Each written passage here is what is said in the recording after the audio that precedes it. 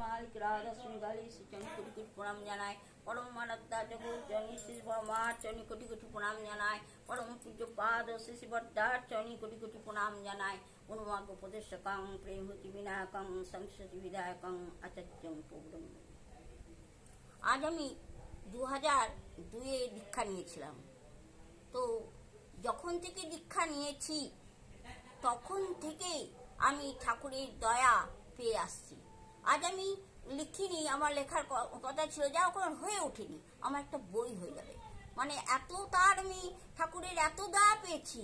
হ্যাঁ, তবে আমি যখন দীক্ষা নিই আমাকে যাজন করতে হয়নি।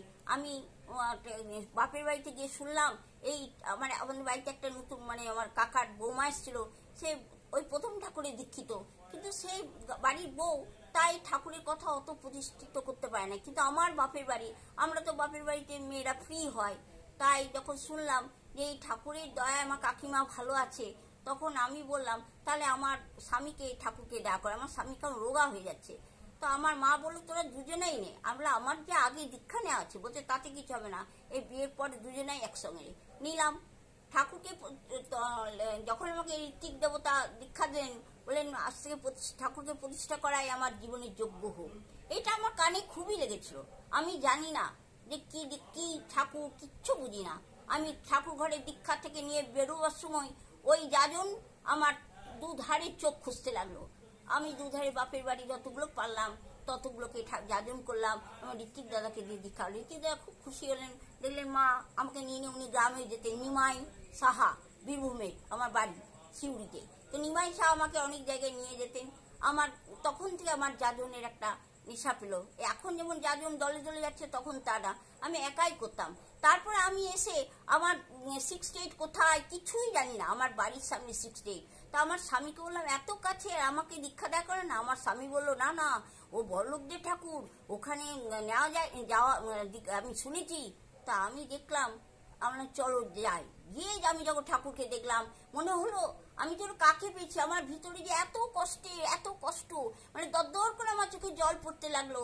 আর বড় মাকে দেখে মনে হলো আমি মাকে পেলাম, আর বড়দাকে দেখে মনে হলো আমি আমার বাবাকে সবে হারিয়েছি, আমি আমার বাবাকে পেলাম। আমার সেই যে চোখের জল আমি ধরে রাখতে পারিনি, আর কারেন্টের মতো যেন আমি একটা শক পেলাম। তারপরে আমার ওই 68 যাওয়া, ওখানে প্রার্থনা, ওখানে সব শেখা। তারপরে আমি জানলাম আমার ঋত্বিক দাদার মতো যাজন করতে। আমি মেয়েকে নিয়ে যেতাম স্কুলে, আমি রকে মেয়েকে বসে থাকতাম মেয়েকে নিয়ে আসার জন্য। আমি দুধারে লোক খুঁজতাম, আমার ওই একটা কাজই ছিল শুধু যাজন করা। তারপর থেকে আর ওই যাজন করতে করতে আমাদের তখন বিকাশ নন্দিদা তখন আসেনি, অনেক পরে আসলেন। উনি যখন জানলেন উনিও আমাদের একসঙ্গে নিয়ে সব বেরোতেন। তো এইভাবে আমার যাজন হয়, ঠাকুরের যাজন করি। তো যাজন হচ্ছে যে উন্নতির সোপান, এটা আমি হাড়ে হাড়ে বুঝেছি। আমি তো আর বিশেষ কিছু করতে পারতাম না, কিন্তু এই যাজনটাই করতাম। আর করতে করতে আমি অনেক দয়া পেয়েছি। যা দয়া পেয়েছি, আজকে আমি ঠাকুরকে যদি না ধরতাম তাহলে আজকে আমি পথেই পড়ে থাকতাম। কিন্তু আজকে এইটুকু করেই আমি আজকে যে একটা অনেক উন্নত জীবন উপভোগ করছি এবং অনেক ভালো আছি। তাই আমি একটাই কথাই বলছি, পরপর আমি অনেক দয়ার কথা বলে যাব। আমি এতদিন লিখতে পারিনি, লেখা হয়নি, সংসার সামাল দিতে। এবার আমি যখন ফোনে ভিডিও কলে এসছি, আমি একটার পর একটা দয়ার কথা বলে দেবো। তা আজকে একটা দয়ার কথা বলছি। আমার বাড়ি, পুরনো বাড়িটা সারাতে হবে। তো আমরা যে বাড়িটা ভাড়াটিয়া থাকতো তারা উঠছিল না। তো আমি আইন কেসে এসব যেতে চাই না। প্রথমত অর্থবল, লোকবল সবই দরকার। আমি শুধু পরম পিতাকে জানাতাম ঠাকুর তোমার ইচ্ছাই মঙ্গল, আমি শুধু শান্তিতে থাকতে চাই, আমি কিছু যাই না। তো সত্যি আমি যখন আচার্যের কাছে গেলাম বাড়ি সারতে হবে, আমার ছেলে, আমি যখন দীক্ষা নিই আমার ছেলে পড়ে আজকে সেই ছেলে সমস্তটাই আমার আচার্য দেবের আশীর্বাদ আর ঠাকুরের দয়া। তো আজকে ছেলে আমার কলেজের প্রফেসর হয়েছে, আজকে সেই নিজে ঘর সারাচ্ছে। তখন আমি আচার্য দেবের কাছে গিয়ে বললাম ঘর সারাবো। আচার্য দাদা বললেন অভিজ্ঞ মিস্ত্রি যে সারতে হবে তার ফুটো ফাটা কোথায় কি আছে লক্ষ্য রাখতে হবে, উনি এইটাই বলেছিলেন। তারপর আমি আসলাম, একটার পর একটা মিস্ত্রি আসছে ফিরে যাচ্ছে, কিন্তু এমন একটা মিস্ত্রি পেলাম ওনার আশীর্বাদে। সেই মিস্ত্রি ঘর সারাতে বললো মা আপনারা একটা ডিমের খোলস যে কোনো মুহূর্তে আপনার বাড়িটা পড়ে যেত, আপনারা নিচে পড়তেন। তা এমন একটা লাস্ট মোমেন্ট আমরা গিয়েছি।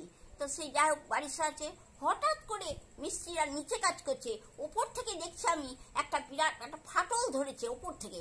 ফাটল ধরলো, এটা কিসের ফাটল? তারপর আমার কর্তাকে বলছি দেখো দেখো দেখো ওইখানে একটা কেমন ফাটল ধরে গেলো, এখানে একটা ফাটল।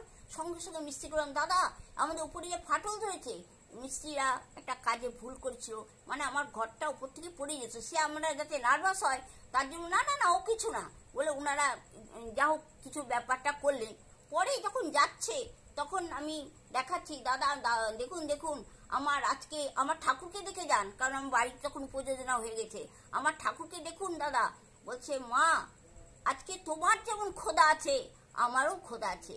আজকে ওই যে ফাটলটা ধরেছিল একটা সামান্য ভুলে, পুরনো বাড়ি তো আমরা একটা গন্ডগোল হয়ে গেছিল, আপনার বাড়িটা 3 তলা থেকে ভেঙে পড়তো এবং আমার লোকগুলো যেত, আপনারাও চলে যেতেন।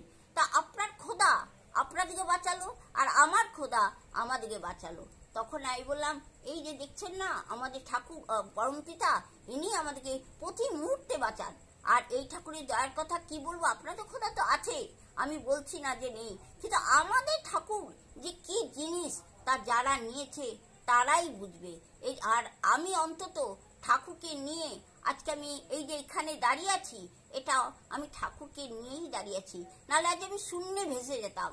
আমি একদিন আমার স্বামী চলে গেছিল, একদিন আমি খেতে পেতাম না, কিন্তু সেই মানুষ আজকে আচার্য দেবের আশীর্বাদ নিয়ে নিয়ে আমার ওই ছেলে মাধ্যমিক থেকে একেবারে কলেজ চাকরি সব আশীর্বাদ নিয়ে একটা জায়গা গেছে। আজ অবিন্দা ওনাকে আমার ছেলেকে বলেছে পিএইচডি করতে, তার আশীর্বাদ নিয়ে এখন সে পিএইচডি করছে। সবটাই আমার ঠাকুরের দয়া আর সবটাই আমার আচার্য দেবের আশীর্বাদ, অবিন্দার আশীর্বাদ। আমি আবার পরে অনেক একটার পর একটা ঘটনা বলবো, এখানে আমি এই ঘটনা বলে শেষ করলাম। জয় গুরু।